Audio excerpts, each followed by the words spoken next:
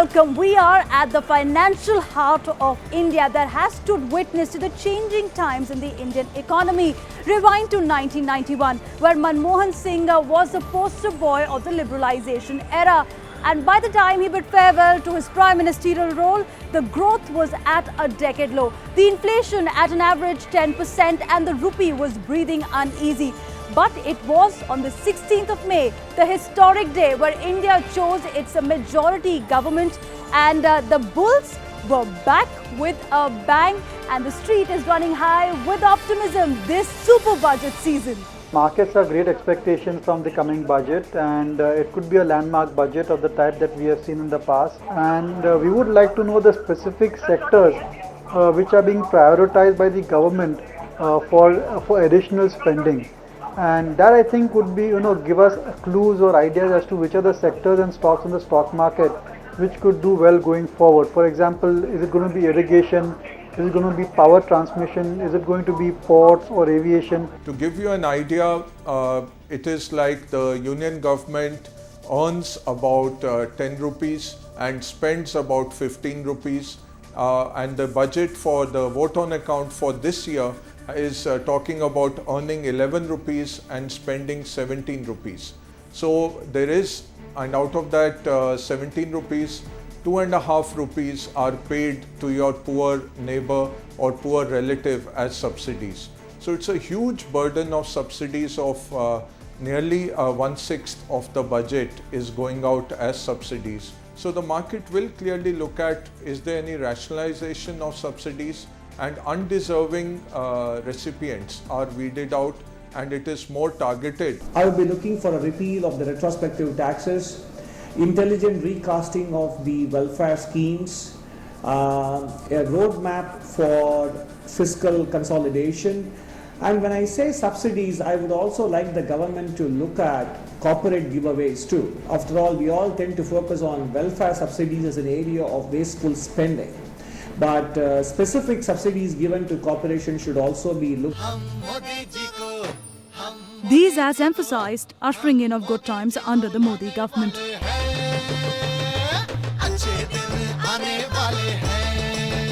But if the road to the 7 RCR has been tough for Modi, it's the road ahead from here that will define Modi's mandate. As the country awaits its first budget under the new government, and the challenges are real on the ground.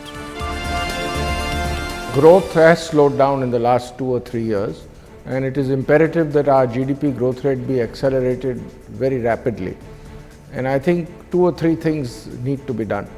One, income tax slabs need to be raised so that people have more discretionary and disposable income. 2, in many industries where industrial production rates have fallen, excise duty needs to be cut. And thirdly, the negative impression created by the retrospective tax amendments and the tax cases based on transfer pricing should be withdrawn. I think the only thing that can boost the sector now is that GDP growth rate is restored at an early date. The other very important reform that can both help the GDP growth of the country and the FMCG sector is introduction of the goods and services tax legislation. Of course, that will need a constitutional amendment. So I think we cannot expect it much before, say, April 2015. I don't know exactly what you could do in a short while that the government's been there for the budget, but I'm sure that some policy announcements can happen. But the budget will be more restricted to the tax issues. But these policy announcements can happen in the budget, or some of these policy announcements can even happen later. But since you talk of the financial sector, one of the issues around the financial sector, for example, would be capital requirement of the banks. I think sentiments have improved dramatically.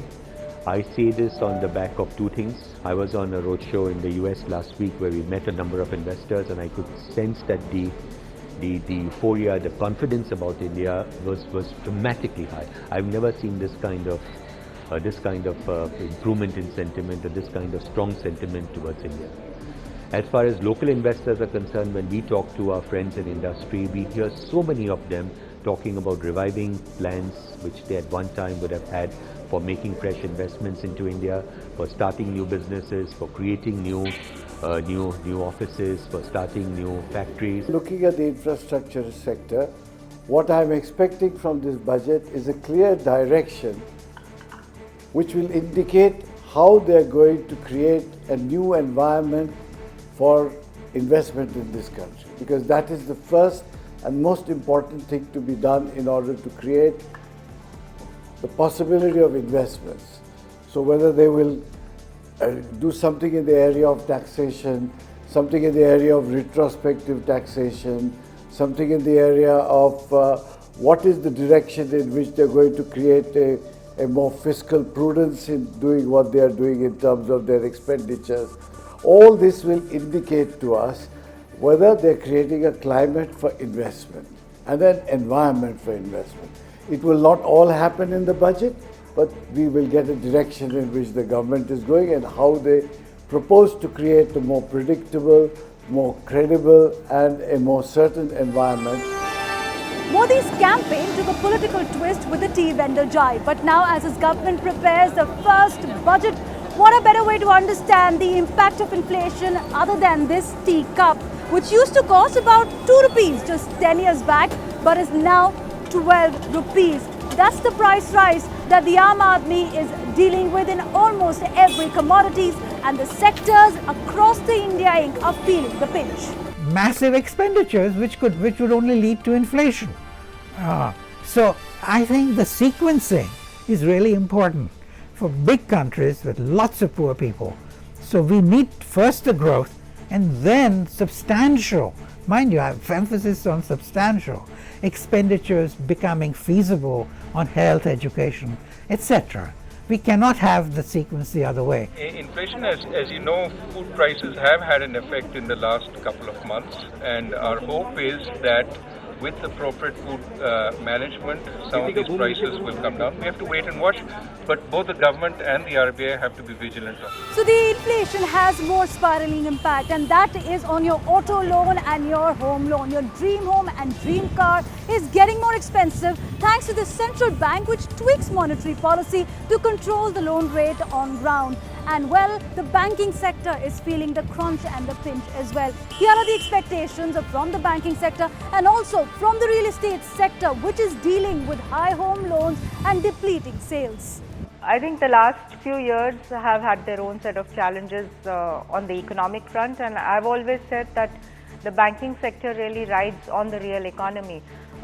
So we saw growth slow down, we saw a slowdown on corporate investment activity, we saw the cash flows of the corporate sector getting tighter and a dwindling of confidence. Elections have really given a clear mandate, which I think should be used for decisive decision making and bringing back confidence in the economy. So we definitely are at the cusp of change, but we must also remember that the recovery would be gradual. And as the recovery takes place, what we are gearing ourselves at the ICICI Bank is to sustain on all the the strong parameters that we built at the bank, and at the same time to capitalize on all the growth opportunities that keep coming along the way. I think it's quite apparent from the government and the tone that we've seen so far last few weeks. The government wants to really make sure that the poor needs are addressed when it comes to housing. How can that really work? They'll have to ensure that the approval is through single window. They have to ensure that the debt for construction is provided at low cost.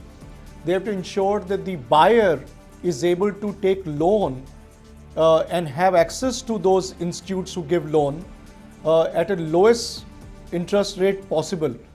Now, India is one of the youngest and the largest car markets in the world. But for the past 2 years, it's been a bumpy ride for the auto sector, which has seen a slump in growth for the past 15 months. And here's a hope from the auto sector that Modi will wave his magic wand. This budget is going to be very important for India in many ways, because this sets the agenda for the new government for the next 5 years on the direction that they will be taking, and therefore it becomes very important. Having said that, the government has not had too much time from the formation to this budget, and therefore I'm not sure they will use the budget for any big bang announcements. Maybe they do, but they would probably need to wait and understand a little bit more of all the intricacies and implications of anything. As far as the automotive industry is concerned, our biggest concern, if I could say, is a continuation of the excise reduction that was done in the interim budget. It's very important that continue, because the auto industry by no means has turned the corner yet. There are some signs of revival, but it's still in the negative zone by and large, and therefore it's important that continues, and auto industry is requesting and hoping that there is no rollback of that reduction in excise duty. The excise duty was brought down because of the slow economy. The motorcycle sales had also slowed down. Any reduction in the price of any product does give it some kind of a fillip. I'm personally hopeful that the excise duty at the current rates would be maintained in the forthcoming budget in July. For the tech-savvy Prime Minister, who has been seen using digital and the social media space, the IT sector, which employs over 20 lakh people, is the backbone of the global outsourcing hub, and it wants tax SOPs and better special economic zones to set up the IT parks across the country. I hope we will see good days. I hope the poorest of the poor will see better days. And I hope our exports will increase. I hope doing business in India will become easier. I hope we'll create lots of jobs. But even as foreign investments remain key to spur growth, the controversial decision for the Modi government will be to stick to its manifesto promise and not opt for the FDI in the multi-brand retail. Do need investments in various sectors. They will get it, especially if you will see that in infrastructure, in their entire plan for 100 smart cities, which I think is a very smart idea. If they need funds for creating the diamond quadrilateral, they will bring in investments where it is needed. FDI in retail is something that their manifesto is against. It's a small part of the entire cake. So it's going to be a minor irritant, but not so important. If there is an interest explicitly mentioned that the retail sector will not be the focus area for the new by the new government, I think that's all right, as far as there's clarity on that front. But there are other sectors that are going to be opened up by the government, and if there are steps about opening up the threshold, setting a common threshold about 49%, where the local company will still hold enough leeway in terms of managerial control, more in terms of what the taxation will be for foreign companies. These things will work towards encouraging the investors.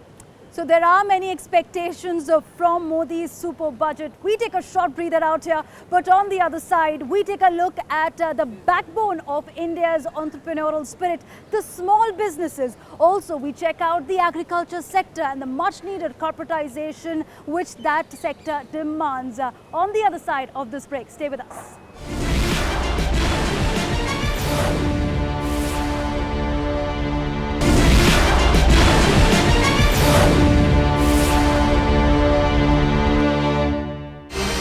Welcome back. We're still at the Dalal Street bringing you this budget special.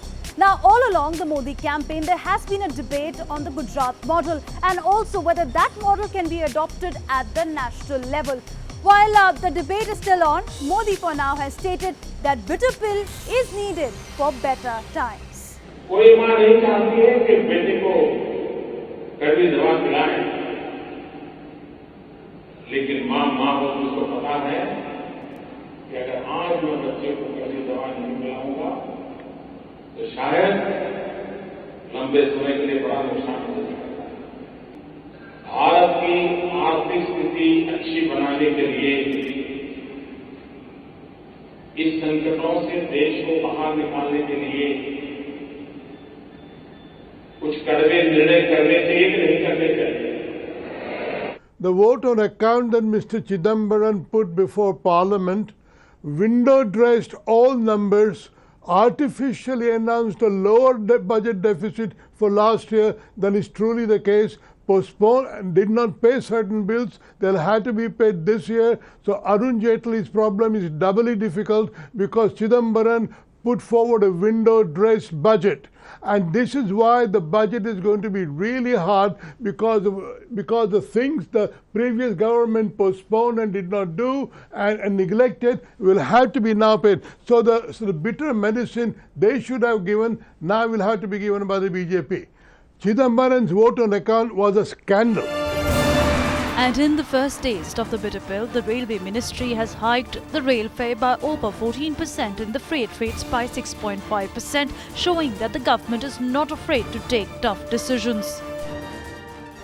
It was done by the previous government, and an interim budget, a consolidated budget was given by them on the basis of the fare hike.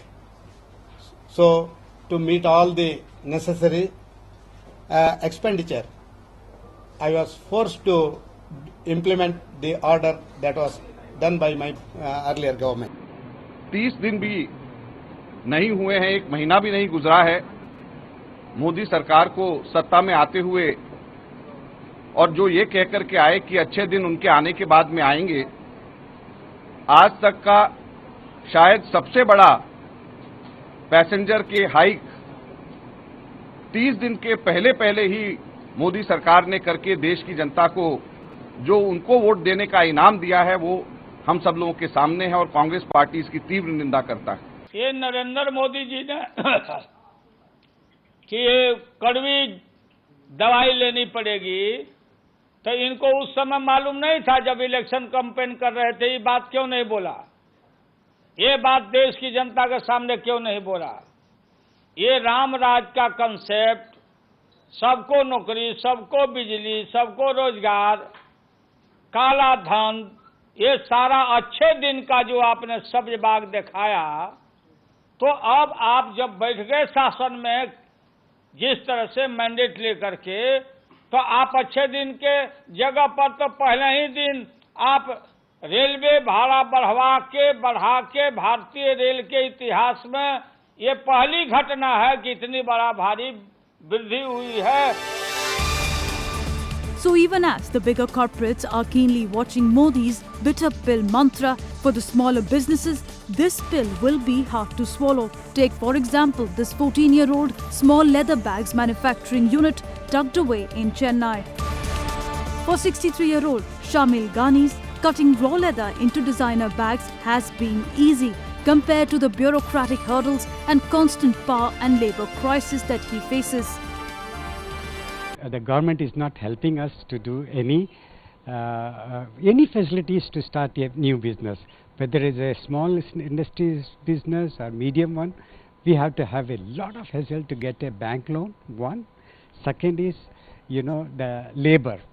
The labor is also, we have to train the labor according to our making some goods, for example, leather goods. We have to train because we don't get a skilled or unskilled labors particularly.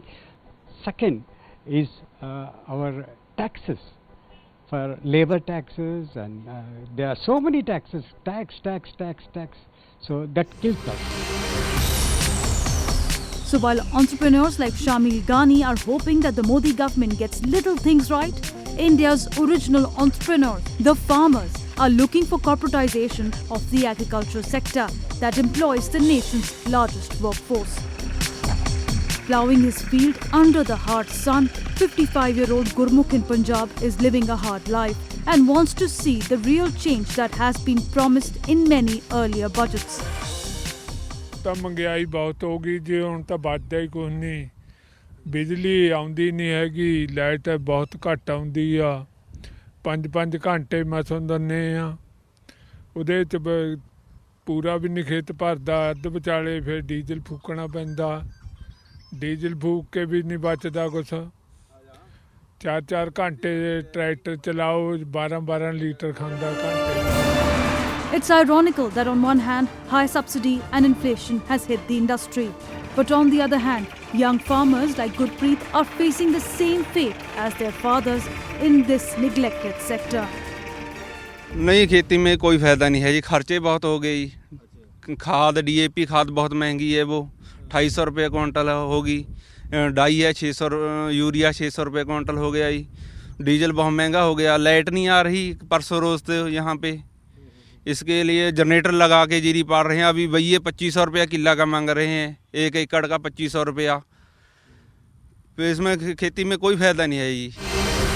So in the end, be it a small businessman or an corporate honcho, an industrialist or a simple farmer or the Aam Aadmi on the street in front of this Bombay Stock Exchange, the question remains if Modi will be able to deliver on his promise. Will he be able to give us a blueprint to get India back on that road of recovery? The challenges are many, but the optimism is high, and we here on Times Now continue following the super budget for you.